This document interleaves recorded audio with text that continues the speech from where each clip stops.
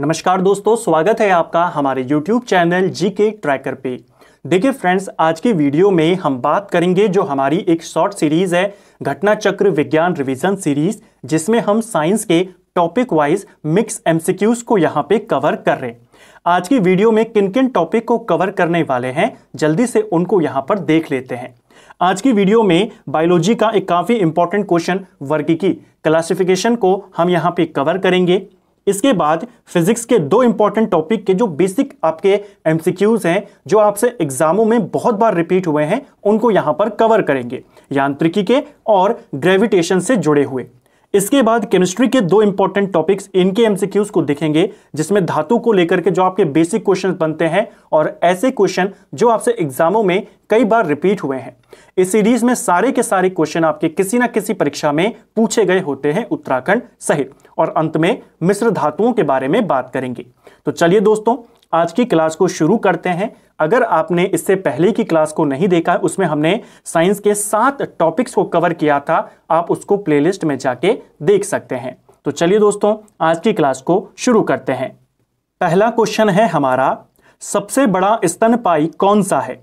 तो देखिए, पृथ्वी पर पाया जाने वाला सबसे बड़ा स्तनधारी जीव कौन है? तो वो है आपकी व्हेल मछली। ऑप्शन ए हमारा सही आंसर होगा। व्हेल मछली को लेकर के आपसे कई सारे क्वेश्चन अलग अलग परीक्षाओं में पूछे गए हैं। एक क्वेश्चन पूछा जाता है, धरती पर पाया जाने वाला सबसे बड़ा स्तनधारी कौन है? व्हेल मछली। ठीक है। दूसरा क्वेश्चन बनता है, व्हेल मछली किस वर्ग में आती है? तो आपको याद करनी है, यह स्तनधारी वर्ग में आती है। ठीक है। अब सबसे बड़ा स्तनधारी तो पूछ लिया, आपसे क्वेश्चन बनेगा उड़ने वाला स्तनधारी कौन है? तो उड़ने वाला स्तनधारी आपका चमगादड़ है। इसको भी आपने याद करना है, ये क्वेश्चन पेपर में बनता है। जो चमगादड़ है ये आपके पक्षी वर्ग में नहीं आता, ये एकमात्र ऐसा स्तनधारी है जो उड़ सकता है। तो ये क्वेश्चन भी आपसे बन सकता है। ठीक है।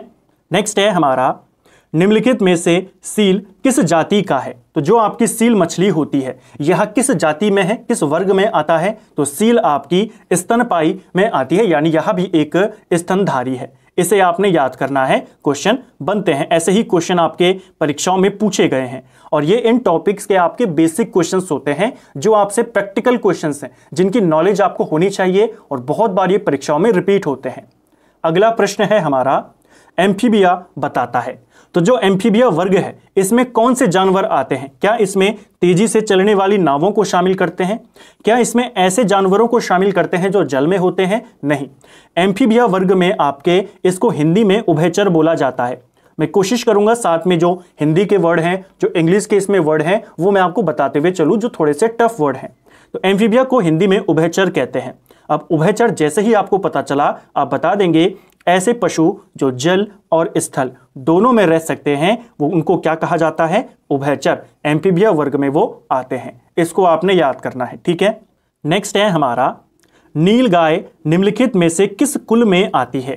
तो नील गाय जो है आपकी गाय कुल में नहीं आती, गाय के वर्ग में नहीं आती। नील गाय आपके हिरण वर्ग में आता है। ऑप्शन डी हमारा सही आंसर हो जाएगा। ठीक है। निम्नलिखित में से कौन कीट नहीं है? तो आपने बताना है इनमें से कौन एक कीट नहीं है। देखिए, कीटों की जो विशेषता यहां पर होती है, हर कीट के 6 पैर होते हैं, 3 जोड़े पैर उनमें पाए जाते हैं। ये इनकी एक विशेषता होती है। अगर आप देखेंगे, जो मकड़ी होती है, मकड़ी के 8 पैर होते हैं।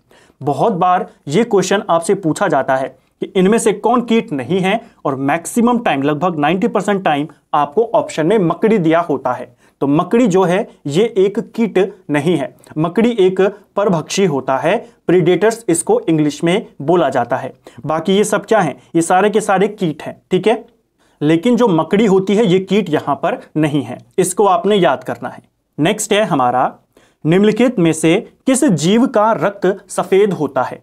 तो ऐसे वाले क्वेश्चन जो सिंपल क्वेश्चन होते हैं, जो एक प्रैक्टिकल नॉलेज होता है कि आपको जो सामान्य ज्ञान है विज्ञान का, आपको पता होना चाहिए। मैक्सिमम एनसीईआरटी में भी आपके ऐसे ही क्वेश्चन होते हैं, और यही आपसे लोक सेवा आयोग, चाहे वो किसी भी राज्य का हो, ऐसे क्वेश्चन आपसे बहुत बार पूछे गए हैं। अगर हम बात करें किस जीव का रक्त सफेद होता है, सही आंसर है तिलचट्टा। जो कॉकरोच होता है उसका जो ब्लड होता है वो सफेद होता है। इसे आपने याद करना है, बहुत बार ये क्वेश्चन पूछा जाता है। कॉकरोच में हीमोग्लोबिन नहीं पाया जाता, उसकी कमी होती है, जिसके कारण उसका रक्त सफेद होता है। आप जानते हैं हमारा ब्लड जो होता है वो लाल रंग का होता है। क्यों? हमारे ब्लड में हीमोग्लोबिन होता है, कॉकरोच में नहीं होता। उसका ब्लड का रंग क्या है? या रंगहीन होगा या फिर सफेद रंग उसका होगा। इसको आपने याद करना है, ठीक है। नेक्स्ट है हमारा, जब चींटियां काटती हैं तो अंतक्षेपित करती हैं, यानी कौन सा एसिड निकलता है उनके डंक से। यह क्वेश्चन भी आपने देखा होगा, चींटियों के डंक में कौन सा अम्ल होता है। जब वो हमें काटती हैं, कौन सा एसिड हमारे अंदर वो भेजती हैं? वो भेजती हैं फॉर्मिक अम्ल। जो फॉर्मिक एसिड होता है चींटी के डंक में पाया जाता है। जब वो हमें काटती है तो इसे हमारे शरीर में इंजेक्ट करती है, जिससे हमें दर्द महसूस वहां पर होता है। तो इसको आपने याद करना है, चींटी के डंक में क्या होता है? फॉर्मिक अम्ल होता है। मकड़ियों द्वारा उत्पादित रेशम क्या कहलाता है? तो मकड़ियों के द्वारा जो रेशम उत्पादित किया जाता है इसे गॉसामर रेशम बोला जाता है। इसको भी आपने याद करना है, ये भी आपसे 2 से 3 पेपरों में रिपीट हुआ है हाल ही के। तो ये नए क्वेश्चंस जो आपको याद करने हैं। मकड़ियों के द्वारा जो रेशम बनाया जाता है उसे क्या बोलते हैं? उसे गॉसामर रेशम बोला जाता है, ठीक है। नेक्स्ट है हमारा, निम्नलिखित में से कौन सा जानवर बिना पानी पिए सबसे लंबी अवधि तक रह सकता है? तो देखिए, अगर हम बात करें ऊंट की, ऊंट भी बिना पानी पिए काफी लंबे समय तक रह सकता है, लेकिन हमसे सबसे लंबे समय तक कौन रह सकता है उसके बारे में पूछा है। तो ऊंट इसका आंसर नहीं होगा, कंगारू भी नहीं होगा। इसका आंसर है कंगारू चूहा। जो आपका कंगारू चूहा होता है इसे रेगिस्तानी चूहा भी कहते हैं। ये 10-10 साल तक बिना पानी के रह सकता है और कभी कभी अपना पूरा जीवन ये बिना पानी के निकाल सकता है। तो अगर आपसे क्वेश्चन बने सबसे लंबी अवधि तक बिना पानी के कौन सा जानवर रहता है, आप बताएंगे कंगारू चूहा, जिसे रेगिस्तानी चूहा भी कहते हैं, ठीक है। और इसको लेकर के एक क्वेश्चन आपको और याद करना है। जो ये कंगारू चूहा होता है, यह जैसे हम जब हमारा जो यूरिया निकलता है वो तरल की फॉर्म में निकलता है, जिसे हम मूत्र कहते हैं। जो कंगारू चूहा होता है यह ठोस मूत्र को उत्सर्जित करता है। इसको भी याद करना है। यह क्वेश्चन किसी एग्जाम में आपसे 2021 में पूछा गया था कि इनमें से कौन सा जानवर ठोस मूत्र उत्सर्जित करता है। तो आपने इसी का नाम बताना है, क्योंकि पानी ये पीता नहीं है, ठीक है। तो यहां से आपको इसे याद करना है।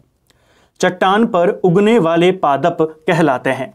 तो वे पौधे, वे पादप, वे प्लांट्स जो चट्टानों में उगते हैं, इनको बोला जाता है शैलो भित्त। ऑप्शन डी हमारा सही आंसर होगा। इंग्लिश में बात करें लिथोफाइट्स इसको लिखा जाता है। इसको भी आपने याद करना है, ठीक है। नेक्स्ट है हमारा, पौधे के कौन से भाग से हल्दी प्राप्त होती है?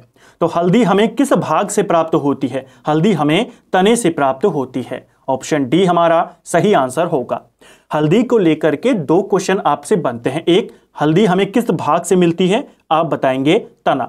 दूसरा, हल्दी के पौधे का खाने लायक भाग कौन सा है? तो हल्दी के पौधे का खाने लायक जो हिस्सा होता है उसे प्रकंद बोला जाता है। प्रकंद, जिसे इंग्लिश में राइजोम लिखा जाता है। तो इसे आपने याद करना है। खाने वाला पूछेगा प्रकंद, हल्दी कहां से मिलती है? तने से मिलती है, ठीक है। नेक्स्ट है हमारा, निम्न में से कौन सा एक तना है? तो आपने बताना है तना का उदाहरण इनमें से कौन सा है। सही आंसर है हमारा अदरक। अदरक जो है यह तने का रूपांतरण है, ठीक है, यानी कि एक तना है। बाकी की बात करें तो बाकी के सारे आपके जड़ में आते हैं, यानी कि बाकी के सारे क्या हैं? आपके जड़ के उदाहरण हैं। अदरक आपका तना है। इसको याद करना। आपसे जब भी तना पूछा जाता है मैक्सिमम टाइम ऑप्शन में आपको अदरक दिया जाता है। तो जहां पर अदरक दिख जाए ध्यान रखना ये तने का उदाहरण है, तने का रूपांतरित रूप है। जबकि जो ये बाकी के 3 हैं आपके, ये जड़ के रूपांतरित रूप हैं, ठीक है। आलू की बात करें, आलू को लेकर पूछा जाता है आलू क्या है? तो आलू एक भूमिगत तना है, ठीक है, जिसको कंद बोला जाता है। आलू क्या है? आलू एक कंद है, भूमिगत तना है। मटर की बात करें, मटर का पौधा क्या होता है? मटर का पौधा शाक है। इनको लिखते हुए चलें, ये आपसे पूछे जाते हैं, ठीक है। नेक्स्ट है हमारा, लहसुन की अभिलाक्षणिक गंध का कारण क्या है? तो लहसुन से जो गंध आती है उसका कारण क्या है? लहसुन की स्मेल, जो उसकी गंध है, इसका कारण है सल्फर यौगिक। सल्फर का जो कंपाउंड होते हैं ये कारण है लहसुन से जो गंध आती है। इसे भी याद करेंगे। प्याज के छिलके उतारने पर आंसू आते हैं क्योंकि प्याज निष्कासित करता है। तो क्यों आंसू आते हैं, जैसे मैंने आपको शुरुआत में बोला, प्रैक्टिकली जो क्वेश्चन होते हैं जिनकी नॉलेज आपको होनी चाहिए, जो आपके दैनिक जीवन में आते हैं, ऐसे ही क्वेश्चन विज्ञान के, सामान्य विज्ञान के आपसे पूछे जाते हैं। तो प्याज के छिलके उतारने पर आंसू आते हैं क्योंकि प्याज सल्फेनिक एसिड को वहां पर रिलीज करता है, इसलिए इसे आपने याद करना है। प्याज में एक एंजाइम पाया जाता है जिसका नाम है सिंथेज। जब हम प्याज को काटते हैं, जो ये आपका सिंथेज एंजाइम है, यह सल्फा ऑक्साइड को सल्फेनिक एसिड में कन्वर्ट कर देता है, जिसकी वजह से हमारे आंसू आते हैं। ठीक है, नेक्स्ट है हमारा, जीवन चक्र की दृष्टि से पौधे का सबसे महत्वपूर्ण अंग कौन सा है।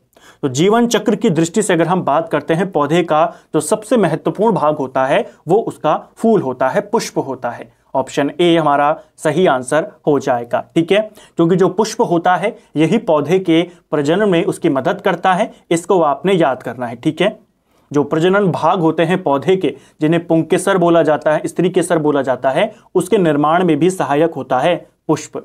तो जीवन चक्र की दृष्टि से पौधे का सबसे इंपॉर्टेंट अंग उसकी जड़ नहीं होती, तना नहीं होता, पत्ती नहीं होती, पुष्प होता है। ठीक है, नेक्स्ट है, मिर्च की तीक्ष्णता का कारण क्या है। तो मिर्च की तीक्ष्णता का कारण है मिर्च में उपस्थित कैप्सिन। जो कैप्सिन पदार्थ होता है यहां आपके मिर्च में पाया जाता है, जिस वजह से मिर्च काफी तीखी होती है। तो मिर्च की तीखी होने का कारण क्या है, कैप्सिन नामक पदार्थ। ये क्वेश्चन भी पेपर में बना है कि लाल मिर्च तीखी होती है, क्यों, क्योंकि उसमें कैप्सिसिन नामक पदार्थ पाया जाता है। और ये क्वेश्चन आपके ऐसे हैं जो आपको नॉर्मल बुक्स में नहीं मिलते हैं। ऐसे क्वेश्चन आपको केवल प्रीवियस ईयर क्वेश्चंस में ही देखने को मिलते हैं, एग्जामों में ही आपसे पूछे जाते हैं, जो आपका प्रैक्टिकल क्वेश्चन है। रेशम का कीड़ा अपने जीवन चक्र के किस चरण में वाणिज्यिक तंतु पैदा करता है। यानी जो रेशम के कीड़े होते हैं, जो ये रेशम उत्पादित करते हैं, अपने जीवन में कौन से वाले चरण में ये रेशम उत्पादित करते हैं। सही आंसर है जब ये प्यूपा होते हैं, कुशित जो इनका चरण होता है। लार्वा चरण के बाद इनका प्यूपा बनता है, जिसे हिंदी में कुशित कहते हैं। इसको बचाने के लिए लार ग्रंथियों से ये एक पदार्थ का रिलीज करते हैं, पदार्थ को वहां से रिलीज करते हैं, जिससे इनका जो खोल होता है, जिसे हम कोकून कहते हैं, वो तैयार होता है और उसी से हमें रेशम मिलता है। तो इसको आपने याद करना है, रेशम का कीड़ा अपने जीवन के कौन से चरण में रेशम पैदा करता है, प्यूपा चरण में करता है। नेक्स्ट है, रेशम कीट जिन पर पनपता है वे क्या होते हैं। तो रेशम के जो कीड़े होते हैं किनकी पत्तियों पर पलते हैं, ये क्वेश्चन भी बहुत बार पेपर में आता है। शहतूत की पत्तियों पर, इसको भी याद रखना है। ठीक है, रेशम के कीड़े किस पर पनपते हैं, सहतूत की पत्ती पर। एक पेपर में आपसे पूछा गया था सहतूत का फल को क्या कहते हैं। सहतूत के फल को सोरोसिस बोला जाता है, इसे भी आपने याद करना है। ठीक है, साथ साथ में वन लाइनर में इनको लिखते हुए जरूर चलें। कुनैन जो मलेरिया के लिए एक प्रमुख औषधि है, ये कहां से प्राप्त होती है। तो कुनैन को लेकर हमने पहले भी बात करी है। कुनैन हमें सिनकोना नामक एक वृक्ष है, इसकी छाल से मिलता है। कई बार आपसे पेपर में वृक्ष का नाम पूछता है, कई बार उसके पार्ट का नाम पूछता है, मिलता कहां से है। तो कुनैन जो मलेरिया की दवाई है, सिनकोना नामक वृक्ष की छाल से हमें प्राप्त होता है। अब यहां पर ऑप्शन देखिए, यहां पर पूछा है कहां मिलता है। जो ये आपका सिनकोना वृक्ष है, यह एक आवृत बीजी पौधा है। तो यहां पर आंसर क्या हो जाएगा, ऑप्शन ए। तो इस तरीके के भी ऑप्शन आपको परीक्षा में दिए जाते हैं। तो कुनैन सिनकोना नामक पेड़ से प्राप्त होता है, उसकी छाल से, वह एक आवृत बीजी है, इसे आपने याद करना है। ठीक है, नेक्स्ट है हमारा, निम्नलिखित में से कौन सा अनाज मानव निर्मित है। तो मानव द्वारा निर्मित किया हुआ अनाज जो प्रकृति में नहीं पाया जाता, जो प्राकृतिक तौर पर नहीं उगाया जाता, वो है आपका ट्रिटिकेल। ये क्वेश्चन आपसे हाल ही के किसी एग्जाम में पूछा गया था, 2021 का ये प्रश्न है। जो आपका ट्रिटिकेल होता है यह मानव निर्मित अनाज है। ठीक है, नॉर्मली इसका इस्तेमाल पशुओं के चारे के रूप में किया जाता है। नेक्स्ट है, पौधे जो नमक युक्त मिट्टी में उगते हैं उनको क्या कहते हैं। तो खारे पानी में उगने वाले पौधों को क्या कहते हैं, उनको बोला जाता है हेलोफाइट। ठीक है, यहां पर एक शब्द है हाइड्रोफाइट, दोनों मिलते जुलते शब्द हैं। हेलोफाइट वे जो खारे पानी में उगते हैं, हाइड्रोफाइट वे जो आपके जल में उगते हैं। तो इनको आपने याद करना है, दोनों आपके इंपॉर्टेंट हैं। ठीक है, खारे पानी का पूछेगा हेलोफाइट, नॉर्मल पूछेगा तो हाइड्रोफाइट। नेक्स्ट है हमारा, प्रथम पोषक स्तर के अंतर्गत कौन आते हैं? तो जो हमारी फूड चेन होती है उसमें आप जानते हैं सबसे पहले आपके पोषक स्तर में कौन से आते हैं, फिर आते हैं आपके शाकाहारी, मांसाहारी, इस तरीके से। तो पहले पोषक स्तर में आपके हरित पादप आते हैं। जितने भी हमारे ग्रीन प्लांट्स हैं जो फोटोसिंथेसिस के माध्यम से अपना खाना खुद बनाते हैं, वो सब आपके पहले पोषक स्तर में आते हैं। इसे आपने याद करना है। फिर इसके ऊपर आते हैं आपके शाकाहारी जो इनको खाते हैं, फिर उसके बाद आपकी जो चेन चलती रहती है, ठीक है। पहले मांसाहारी, फिर द्वितीय श्रेणी के मांसाहारी, इस तरीके से। तो प्रथम में कौन आता है? हरित पादप आते हैं। हरित पादप हरे होते हैं। हरे रंग इसमें क्यों होता है? क्योंकि इसमें एक लवक पाया जाता है जिसका नाम है क्लोरोफिल। हरे रंग का एक लवक इनमें पाया जाता है जिसको हम क्लोरोफिल कहते हैं, और इसी की मदद से ये फोटोसिंथेसिस करते हैं, प्रकाश संश्लेषण करते हैं। नेक्स्ट है हमारा, मछलियों में सामान्यतः श्वसन होता है। तो मछलियां सांस कहां से लेती हैं? ये क्वेश्चन भी बहुत बार पेपर में आया है। मछलियां अपने गलफड़ों, जो गिल्स होती हैं मछलियों की, वहां से सांस लेती हैं, ठीक है। सेब के फल में लाली का कारण क्या है? यानी सेब जो लाल रंग का होता है, ये क्वेश्चन आपने बहुत बार देखा होगा। गाजर नारंगी रंग का क्यों होता है? किस कारण से होता है? टमाटर लाल क्यों होता है? किस कारण से होता है? हल्दी क्यों होती है? इसमें क्या पाया जाता है? पपीते का रंग पीला होता है, इसमें क्या पाया जाता है? इन सब में लवक पाए जाते हैं। जैसे प्लांट्स में हरे रंग का लवक है, इनमें भी उसको क्लोरोफिल कहते हैं। इनमें भी अलग अलग प्रकार के लवक पाए जाते हैं। सेब की बात करें, सेब में एंथोसाइनिन नामक लवक पाया जाता है जिस वजह से सेब लाल होता है, ठीक है। गाजर की बात करें तो गाजर में कैरोटीन पाया जाता है, ठीक है। टमाटर में लाइकोपीन पाया जाता है। जो ये लाइकोपीन है ये टमाटर में पाया जाता है, इसकी वजह से टमाटर लाल होता है। कैरोटीन गाजर में होता है, ठीक है। इनको आपने याद करने हैं, बहुत बार आता है गाजर का और टमाटर का, इन दोनों के आपको खास तौर पर याद करना है, ठीक है। नेक्स्ट है हमारा, खमीर एक उदाहरण है। खमीर यानी कि जो आपका ईस्ट होता है, ठीक है, ईस्ट को ही बोला जाता है हिंदी में खमीर, और यह आपके कवक का उदाहरण है, फंगाई का उदाहरण है। ऑप्शन बी हमारा सही आंसर होगा। एक क्वेश्चन आपसे और पूछा जाता है, जो मशरूम होता है, मशरूम क्या है? तो मशरूम भी एक कवक है, ठीक है, फंगाई है। ईस्ट भी क्या है? खमीर भी क्या है? कवक है। ये दोनों बहुत बार आते हैं कि मशरूम के बारे में बताइए। मशरूम क्या है? आपका शैवाल है, जीवाणु है, क्या है? तो मशरूम आपका कवक है, ठीक है। नेक्स्ट है, कपास का प्रमुख घटक क्या होता है? तो कपास का जो मेन घटक होता है केमिकली, अगर हम उसके कंपोनेंट की बात करें, लगभग 90 से 94% कपास में सेल्यूलोज पाया जाता है। ऑप्शन सी हमारा सही आंसर होगा। तो कपास का मेन घटक क्या होता है? सेल्यूलोज होता है।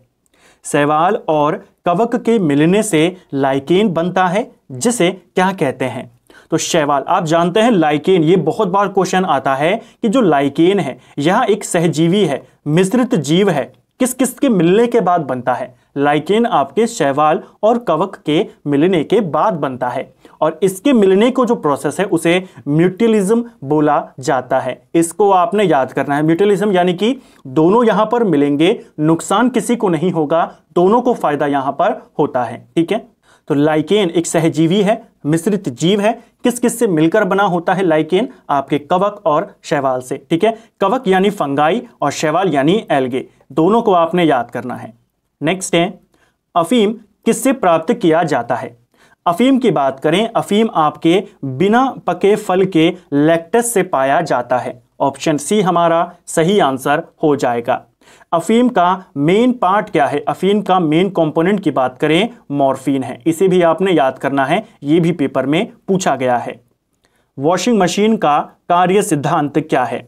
तो वॉशिंग मशीन किस सिद्धांत पर काम करती है? वॉशिंग मशीन अपकेंद्रण बल पे काम करती है। अपकेंद्रण बल यानी कि सेंट्रीफ्यूगल फोर्स, जो फोर्स को सेंटर से बाहर की ओर लगाता है। जहां पर फोर्स अंदर की ओर लगता है उसे सेंट्रीपेटल फोर्स कहते हैं। यहां पर यह आपका सेंट्रीफ्यूगल फोर्स है, जिसमें फोर्स आपके बाहर को लगता है। जो आपकी वॉशिंग मशीन है, इसके अलावा दूध से मक्खन निकालना, वो भी इसी सिद्धांत पर काम करती है, ठीक है। नेक्स्ट है हमारा, वायु शक्ति में ऊर्जा का कौन सा रूप विद्युत ऊर्जा में परिवर्तित हो जाता है?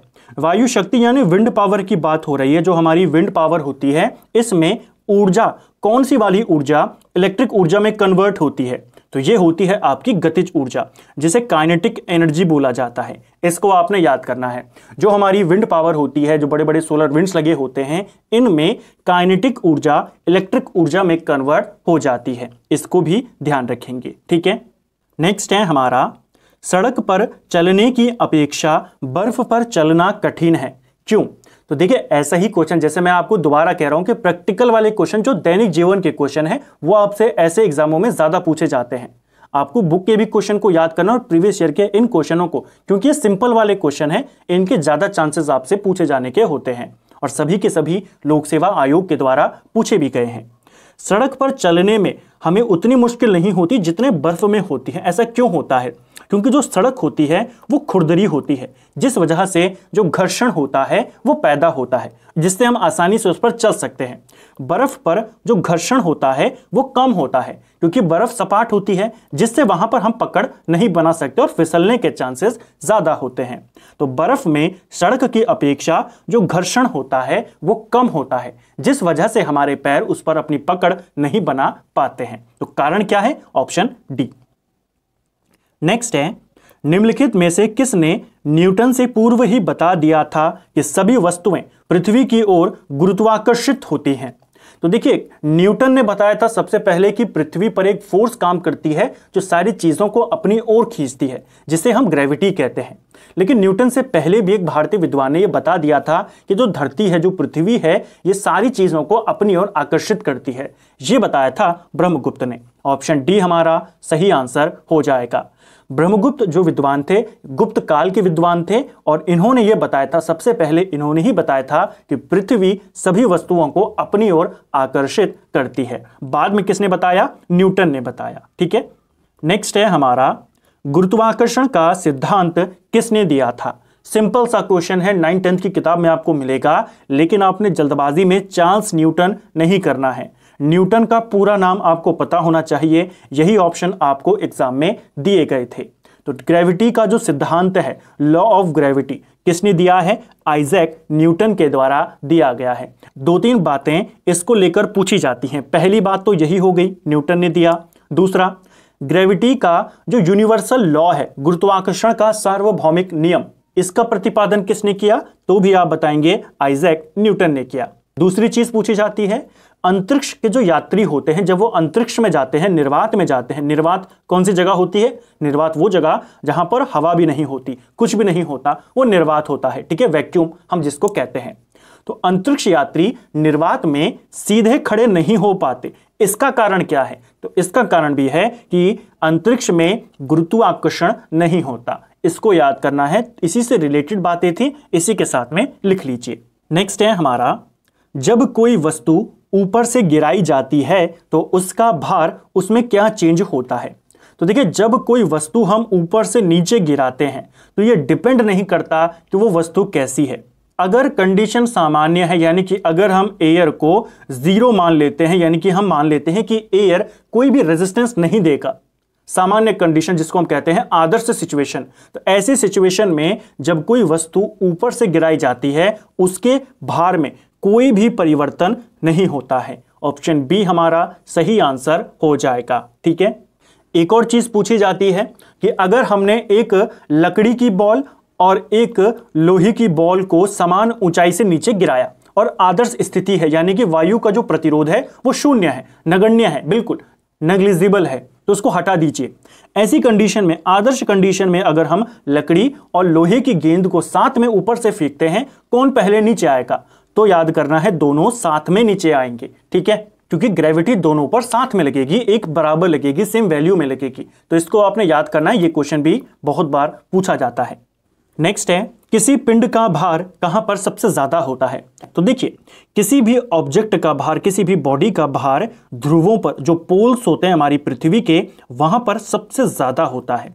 ध्रुवों पर किसी भी पिंड का भार सबसे ज्यादा होता है, सबसे कम होता है भूमध्य रेखा पर। इन दोनों को याद करना है, दोनों को लेकर आपको हमेशा कंफ्यूज करता है कि पोल्स पे ज्यादा होता है या भूमध्य रेखा पर ज्यादा होता है। तो आपने हमेशा याद करना है, ध्रुवों पर जो पोल्स होते हैं, यहां पर ऑब्जेक्ट का, पिंड का भार मैक्सिमम होता है। क्यों होता है? क्योंकि जो एक्सेलरेशन ड्यू टू ग्रेविटी होती है, हमारी गुरुत्व त्वरण जिसको बोला जाता है, पोल्स पर वो मैक्सिमम होता है, इसीलिए वहां पर वजन भी ज्यादा होगा। भूमध्य रेखा पर जो स्मॉल जी होता है हमारा, एक्सेलरेशन ड्यू टू ग्रेविटी, वो सबसे कम होता है, इसीलिए यहां पर ऑब्जेक्ट हल्का होता है सबसे। ठीक है, एक और क्वेश्चन बनता है, थोड़ा सा चेंज कर देता है, क्वेश्चन सेम होता है। यहां पर किसी पिंड दिया था, इसको काट करके दे देगा मानव शरीर का सबसे ज्यादा भार कहां पर होता है, तो भी आंसर क्या होगा, ध्रुवों पर होता है, पोल्स पर होता है। ठीक है, नेक्स्ट है भारहीनता कब होती है। तो भारहीनता की स्थिति कब आती है, जब ग्रेविटेशन जीरो हो जाए, वो कंडीशन आपकी भारहीनता कहलाती है। ठीक है, नेक्स्ट है कृत्रिम उपग्रह पृथ्वी से सुस्पष्टता से ट्रैक किया जा सकता है किसके माध्यम से। तो जो हमारी आर्टिफिशियल सैटेलाइट्स होती हैं, जो अलग अलग वैज्ञानिक संगठनों के द्वारा, इसरो के द्वारा, नासा के द्वारा भेजे जाते हैं, उनको हम पृथ्वी से ही आसानी से ट्रैक कर सकते हैं। किसकी मदद से, डॉपलर इफेक्ट के मदद से। ऑप्शन ए हमारा सही आंसर हो जाएगा। नेक्स्ट है किसी लिफ्ट में बैठे हुए व्यक्ति को अपना भार कब अधिक मालूम पड़ेगा। जो लिफ्ट में बैठा है उसे अपना वजन ज्यादा कब लगता है, जब लिफ्ट ऊपर जाती है। जब लिफ्ट नीचे आती है तो उसे अपना भार कम महसूस होता है। ये दोनों क्वेश्चन आपसे पूछे जाते हैं। लोलक की काल अवधि क्या होती है। तो जो लोलक होता है आपका, पेंडुलम होता है, लोलक की जो काल अवधि होती है, जो उसका ड्यूरेशन होता है घूमने का, उसकी लंबाई पर डिपेंड करता है। इसको आपने याद करना है। ठीक है, लोलक की जो पेंडुलम की जो गति का काल होता है कि वो कितनी देर तक घूमेगा, किस पर डिपेंड करता है, उसकी लंबाई पर डिपेंड करता है। लोलक को लेकर के, जो लोलक होता है, इसको लेकर के दो बातें और पूछी जाती हैं। जो लोलक घड़ियां होती हैं, गर्मियों में इन पर क्या इफेक्ट पड़ता है और सर्दियों में क्या इफेक्ट पड़ता है। तो देखिए, जो लोलक घड़ियां होती हैं, गर्मियों में ये सुस्त हो जाती हैं और सर्दियों में ये तेज चलती हैं। जो पेंडुलम घड़ी होती है हमारी, सर्दियों में तेज चलती हैं, गर्मियों में सुस्त हो जाती हैं। ठीक है, क्यों हो जाती हैं? गर्मियों में जो इनकी लोलक की लंबाई होती है, वायर की लंबाई होती है, वो बढ़ जाती है। लंबाई बढ़ जाएगी तो इसकी गति कम हो जाएगी। सर्दियों में लंबाई कम हो जाती है तो इसकी गति भी यहां पर बढ़ जाती है। इसको आपने याद करना है। सिर्फ इतना पूछा जाता है, डिपेंड किस पर करता है, लंबाई के ऊपर। दूसरा, गर्मियों में क्या इफेक्ट है और सर्दियों में क्या इफेक्ट है। तो आप इसको इस तरीके से याद कर सकते हैं, जो पेंडुलम होता है गर्मियों में सुस्त चलता है क्योंकि पसीना आ रहा है, और सर्दियों में तेज चलता है क्योंकि ठंड लग रही है, उसे गर्मी चाहिए। इस तरीके से आप इसे याद कर सकते हो। याद करने के लिए इसे आप यूज कर सकते हो। ठीक है, कि गर्मियों में सुस्त और सर्दियों में चुस्त। ठीक है, नेक्स्ट है हमारा, पृथ्वी का पलायन वेग क्या होता है।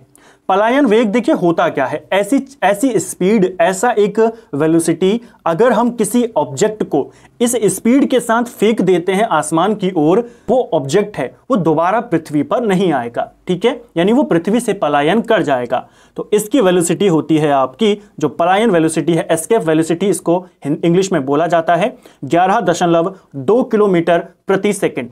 यानी अगर आपने किसी ऑब्जेक्ट को इस स्पीड से फेंक दिया जो 11 किलोमीटर कवर कर जाए, 11.2 किलोमीटर प्रति सेकंड, वो वस्तु फिर पृथ्वी पर नहीं आएगी। तो ये पृथ्वी की एस्केप वेलोसिटी है। ठीक है, पलायन वेग है।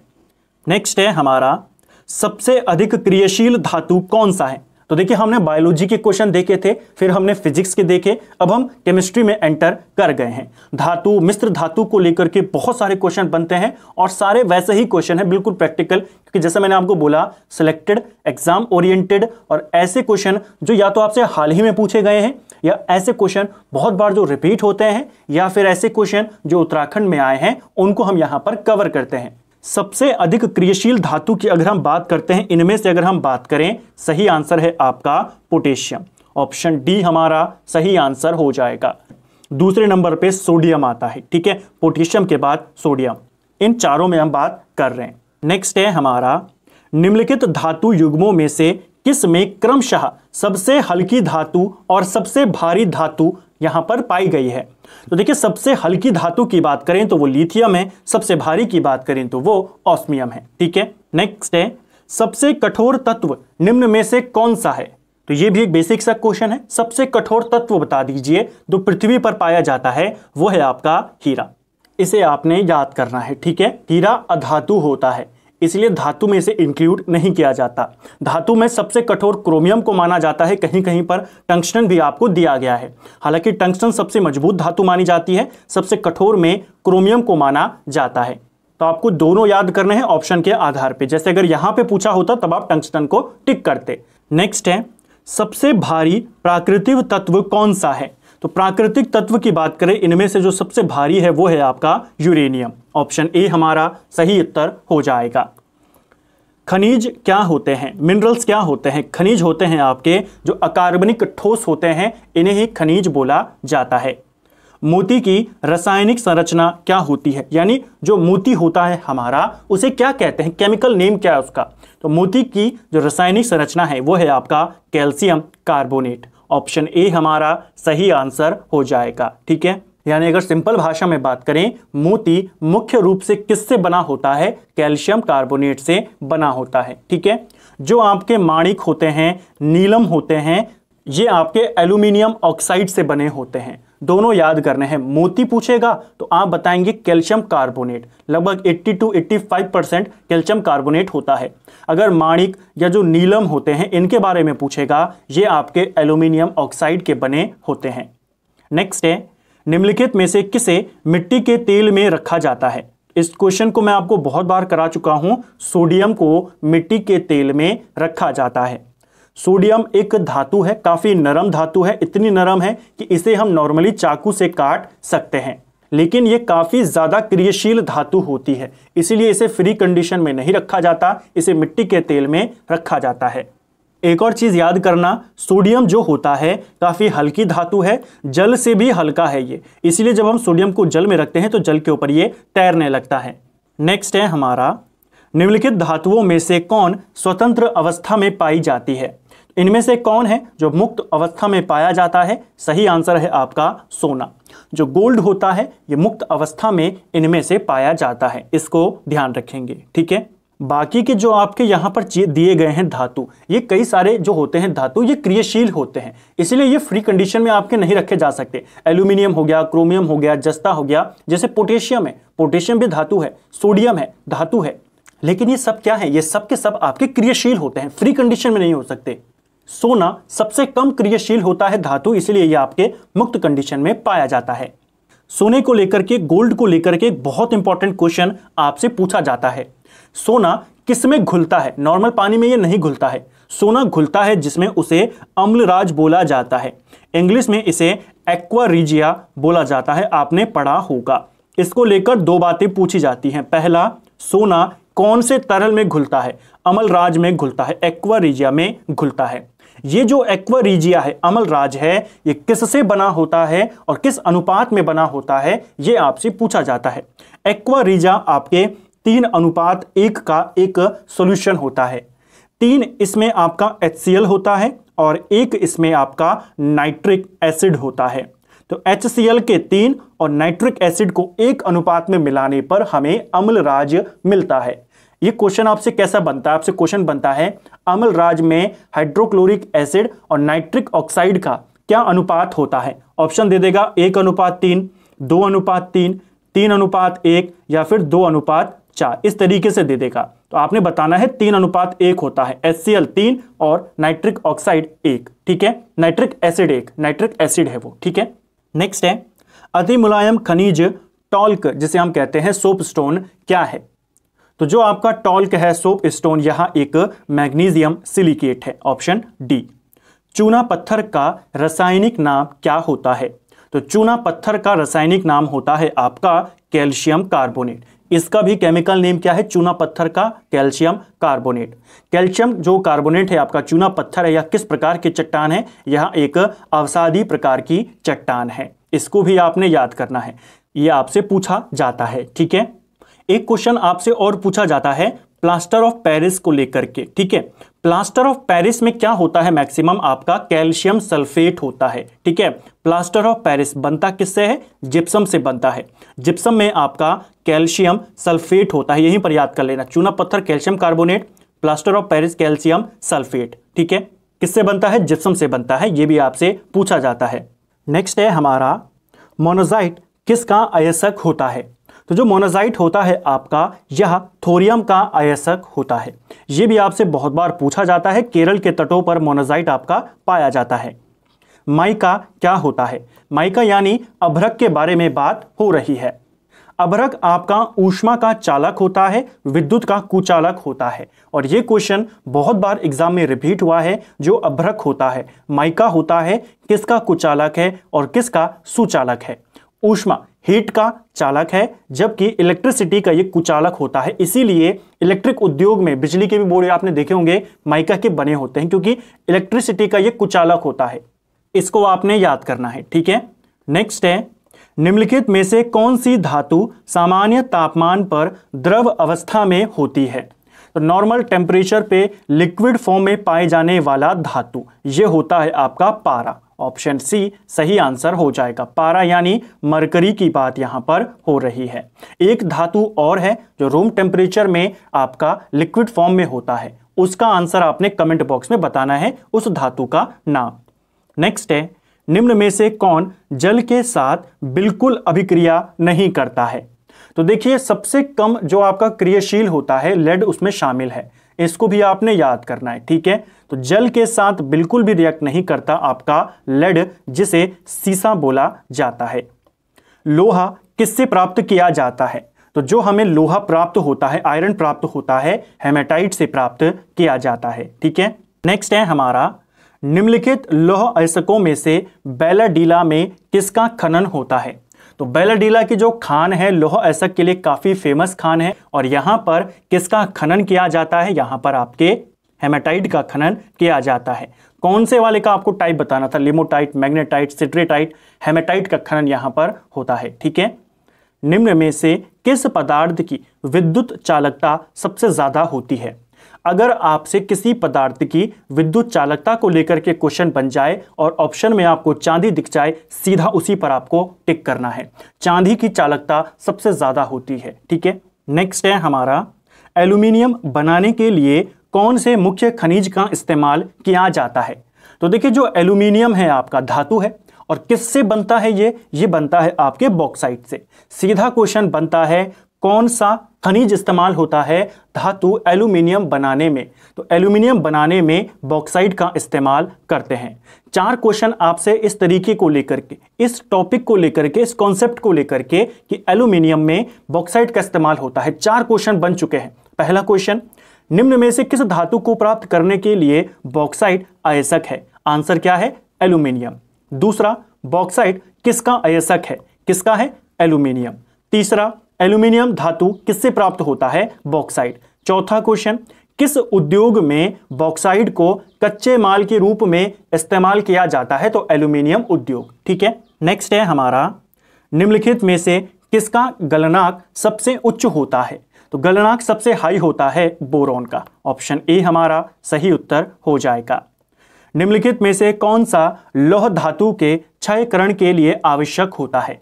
यानी जो लोहा होता है, जो आयरन होता है, आप जानते हैं आयरन में जंग लग जाती है, तो जंग लगने के लिए क्या क्या चीजें जरूरी है? क्या सिर्फ ऑक्सीजन से काम चल जाएगा? नहीं, जंग लगने के लिए ऑक्सीजन और नमी दोनों की आवश्यकता होती है, ठीक है। जंग कब लगेगा? जब ऑक्सीजन और नमी वहां पर होती है, इसको आपने ध्यान रखना है।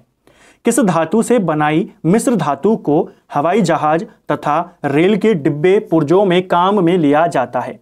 तो रेल के डिब्बे जो हवाई जहाज के होते हैं, हवाई जहाज के जो पार्ट्स होते हैं, किस धातु से बनी मिश्र धातु का इस्तेमाल होता है? एल्यूमिनियम से बनी हुई का, ठीक है। एल्यूमिनियम, इसमें जंग नहीं लगता, लोहे की तुलना में, तांबे की तुलना में यह हल्की होती है, इसीलिए इसका और इसके मिश्र धातुओं का इस्तेमाल किया जाता है। नेक्स्ट है हमारा, निम्नलिखित में से मिश्र धातु में किसे अमलगम कहते हैं? अमलगम की अगर हम बात करते हैं, इसके बारे में मैंने आपको पहले भी बताया था कि किसी भी धातु में पारा को अगर हम मिला देते हैं तो हमें अमलगम मिलता है। अमलगम का मेन कंपोनेंट क्या है? पारा। तो जहां पर आपको पारा दिख जाएगा वो इसका आंसर हो जाएगा।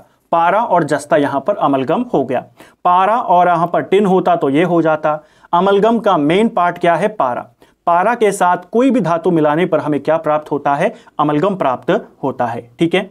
नेक्स्ट है हमारा, टांका एक मिश्र धातु है। तो देखिए, टांका यानी कि जो हम सोल्डर लगाते हैं, इंग्लिश में इसे सोल्डर बोला जाता है। आपने सुना होगा सोल्डरिंग आयरन जो टांका लगाने के लिए इस्तेमाल होता है। तो सोल्डरिंग आयरन में जो टांका है, सोल्डर है आपका, ये किससे बना होता है? यह आपके टिन और शीशे से मिलकर बना होता है, ठीक है। टिन इसमें लगभग 32% के करीब होता है। शीशा जो लेड होता है इसमें लगभग वो 68% के करीब होता है। तो टांका किस किस से मिलकर बनता है? टिन और सीसा से मिलकर बनता है। ठीक है, नेक्स्ट है हमारा कांसा किसका मिश्र धातु है? कांसा यानी कि जो ब्रॉन्ज होता है, ठीक है, आपने सुना होगा ना कांस्य पदक, ब्रॉन्ज मेडल।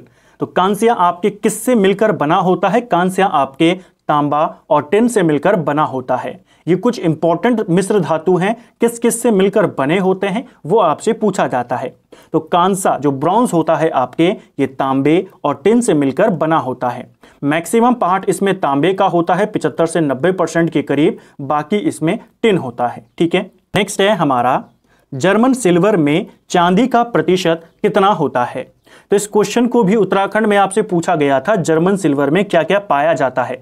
हमने देखा था जर्मन सिल्वर में आपका तांबा पाया जाता है लगभग 60% के करीब, इसके अलावा जिंक पाया जाता है लगभग 25% के करीब, और उसके बाद इसमें बचा हुआ निकेल पाया जाता है, ठीक है, 15% के करीब।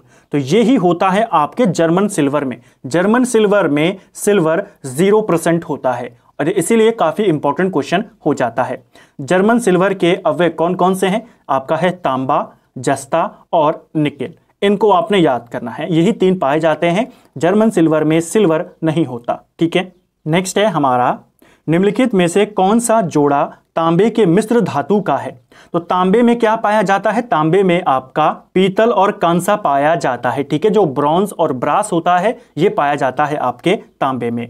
नेक्स्ट है पीतल निम्न में से किसका मिश्र धातु होता है? पीतल यानी कि जो आपका ब्रास होता है, इसमें किस किस का मिश्र धातु है ये? तो पीतल में आपका तांबा और जस्ता पाया जाता है, इसे आपने याद करना है।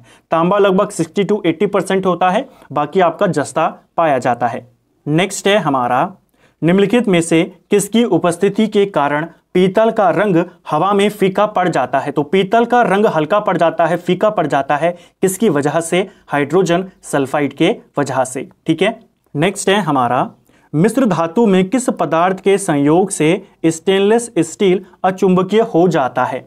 तो जो हमारा स्टेनलेस स्टील होता है, इसको डीमैग्नेटाइज करने के लिए इसमें निकेल को मिलाया जाता है। जो हमारा निकेल होता है, इसको मिलाने से स्टेनलेस स्टील डीमैग्नेटाइज यानी अचुंबकीय हो जाता है।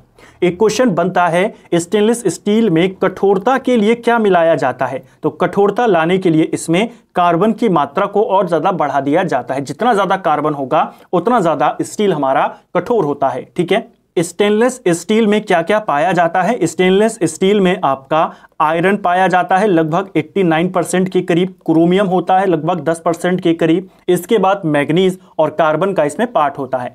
अगर आपको कठोरता चाहिए तो उसमें हम किसको मिलाते हैं? कार्बन की मात्रा को उस हिसाब से मिलाया जाता है। ठीक है, नेक्स्ट है हमारा जंग रहित लोहा बनाने में प्रयुक्त होने वाली महत्वपूर्ण धातु कौन सी है?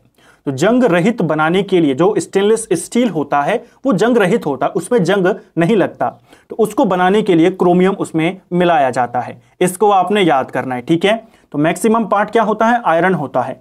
कठोरता के लिए कार्बन होता है, डीमैग्नेटाइज करने के लिए उसमें हम निकेल को मिला देते हैं, और जंग रहित बनाने के लिए उसमें हम क्रोमियम को मिला देते हैं। इसको भी आपने याद करना है। ठीक है, तो फ्रेंड्स ये था हमारा जो हमारी सीरीज है सामान्य ज्ञान रिवीजन सीरीज, जिसमें हम घटना चक्र के टॉपिक वाइज एमसीक्यूज को यहां पर कवर कर रहे हैं, बिल्कुल सिलेक्टेड और एग्जाम ओरिएंटेड प्रश्नों के साथ। ये हमारा सेकंड पार्ट था जिसमें हमने जो 5 इंपॉर्टेंट टॉपिक्स थे उनको यहां पर कवर किया। उम्मीद करता हूं आपको वीडियो पसंद आया होगा। अगर आपको ये वीडियो पसंद आई है तो वीडियो को लाइक करें। अगर आप हमारे चैनल पर पहली बार आए हैं, चैनल को सब्सक्राइब करें, अपने दोस्तों के साथ शेयर करें। वीडियो आपको कैसा लगा कमेंट बॉक्स में हमें ज़रूर बताएं, और इसी प्रकार की वीडियोस को देखने के लिए चैनल की प्लेलिस्ट को विजिट ज़रूर करें। Thank you friends.